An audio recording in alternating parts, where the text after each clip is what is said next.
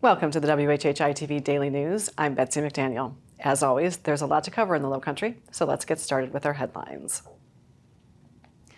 Following up Lowcountry Congresswoman Nancy Mace's stunning speech on the floor of the U.S. House of Representatives, she says the hotline phone number she displayed during her passionate accusation that she and other women were sexually assaulted and exploited by her ex-fiancé and 3 other men has been inundated with calls and text messages since Monday night. But the executive director of the South Carolina Victim Assistance Network says calling into a recorded phone line is a dangerous way to get sexual assault survivors to come forward. Laura Hudson told the Post and Courier she'd rather victims go directly to local police. Mace says the calls are being returned with information to provide to the appropriate authorities in the appropriate manner. It is interesting to note that Mace could be protected from any lawsuit filed against her by any of the men she is accusing.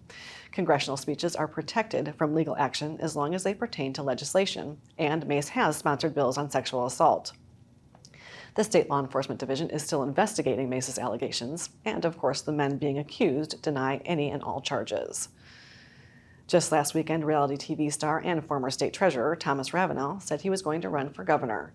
But now, in one of the quickest turnarounds in state political history, he has decided to drop his bid for that office, claiming that attacks from the media and other Republicans caused him to reconsider.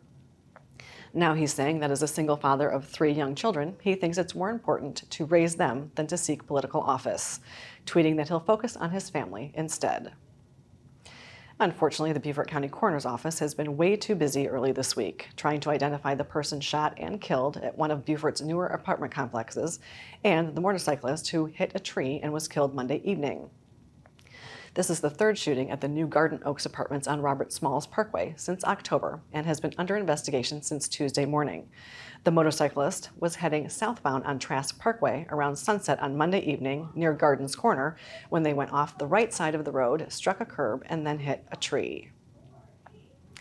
Although it's not quite Valentine's Day, Hilton Head is already looking ahead to St. Patrick's Day, naming Diane Riley of the restaurant Riley's as the Grand Marshal for the much-anticipated St. Patrick's Day Parade. This year, the parade begins its march down Pope Avenue on Sunday, the 16th of March. Diane Riley is one of the co-founders of the popular island tradition. And thanks to technology, alligator hunters in the Lowcountry are getting better at catching the big guys, those 10 feet long or longer. The State Department of Natural Resources says gator hunters are now using airboats, sonar devices, and other equipment to find the largest gators, shrinking the population of the bigger gators in the state. But there are still about 100,000 alligators living in South Carolina. The media sources on your screen will have more on these and other stories, and we would love for you to like us on Facebook and follow us on Instagram at WHHI-TV. And if you have an idea for a news story, we'd love to hear it, so drop us a line at news@WHHITV.com. And now here's Justin Jarrett with a quick sports update. Hey, it's time for the return of Last Night in the Lowco on WHHI, powered by LowcoSports, the fastest 60 seconds in local sports.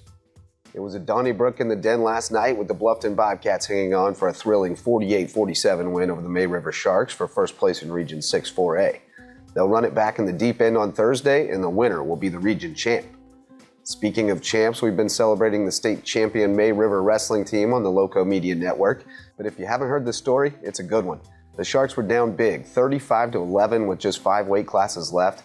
But heavyweight Bo Gwynn turned the tide, and May River's gauntlet of lightweight hammers cut the margin to 35-33 heading into the final bout, where Liam Engblom secured a victory to lift the Sharks to the state title.